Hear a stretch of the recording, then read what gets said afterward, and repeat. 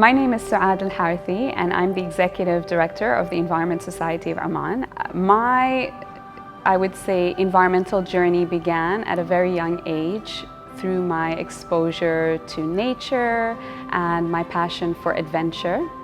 And I was also very curious about the natural world, about how things work, the science behind things. We're very lucky to be living here in Oman, where you've got beautiful access to natural outdoor settings, from the wadis and the valleys to the mountains to the ocean and the beaches. You've got unique and endemic plant species in the Far that are not found any other parts of the world. At sea, you've got 20 different species of whales and dolphins that are existing there. There really is a plethora of wildlife here. We are all part of an ecosystem and we all deserve to live in a healthy environment. The Environment Society of Oman was established in 2004 with the aim of preserving and conserving Oman's natural heritage. And the way that it aims to achieve this is through conducting scientific research and data collection, which is specifically to inform conservation decisions. And we also try to use the information that we have to share with the community. We're only a team of 13 people, but we've had over 1,000 members and contributors over the years, and all of them have had some sort of an impact at helping us raise our voice for the environment. So for example, the No to Plastic Bags campaign was initiated back in 2008. We're so happy to see that today the government has launched a law to ban the use of plastic bags. So sometimes things start as a conversation or a small awareness campaign, and change is slow, but over time you can see that improvements are being made. And it's the same story with a lot of what we work on. We start small, we engage the community, we help to plant that seed in, for example, little minds when we go into schools, and we hope that these people become our future ambassadors.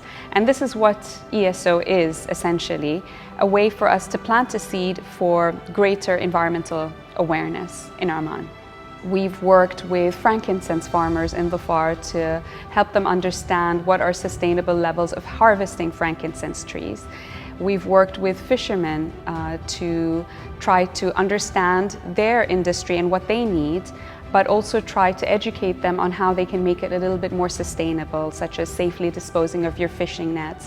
If you have a turtle entangled, how do you successfully release the turtle?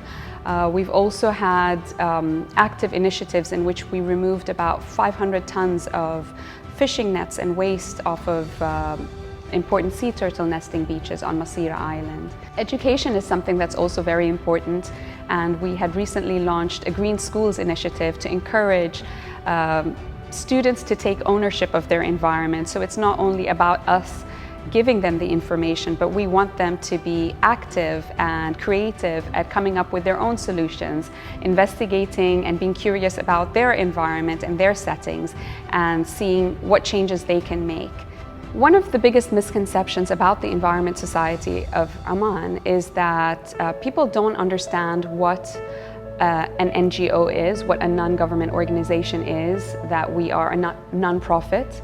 So we're not a private entity that are making profits out of the work that we do. We're also not a government-funded organization where we are receiving financial support from the government. So everything that we do, there's a lot of effort that has to go into raising funds. So whether it's through donations, fundraiser events, or private sponsorships, sometimes even international grants, there's a lot of effort that goes into raising the funds. And with the current economic situation, given the drop in oil prices, given the uncertainties with how businesses are going to be operating post this COVID situation that we're in, people are hesitant to make donations. People are hesitant to commit to any sponsorships. This places us in a very difficult situation because we are trying to retain the expertise that we have, we're trying to retain the employees that we have, and we're trying to continue the journey that we started As a non-profit organization, you're expected to have a lot of volunteers that help and support, which we do, and we're very grateful for all the volunteers that we've had over the years. But we still have to maintain an essential backbone of full-time employees to keep the organization running. And this is the thing that we've always struggled with, but of course more so now that there's an economic situation.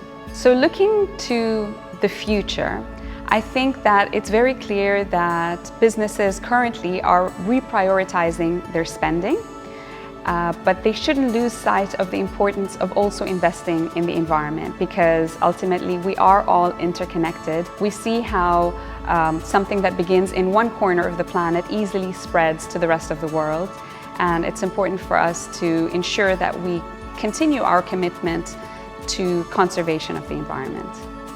You don't need to be an environmentalist to be an environmental ambassador. So if you're part of the private sector, we would encourage you to become a corporate member to support us with fundraising, sponsoring some of our activities. If you're an individual, you can easily have access to environmental information and actions that you can take in your community.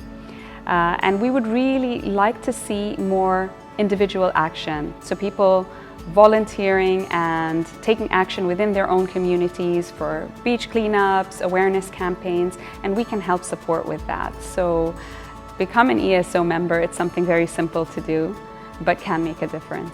We help to push the agenda forward, and these changes might not be seen immediately, but at least you know that someone is still questioning why things are not progressing as they should, or keep planting, or keep reminding people it should happen, or keep planting the seed in young minds that be aware of your environment, help us work towards conservation of the environment, be an environmental ambassador.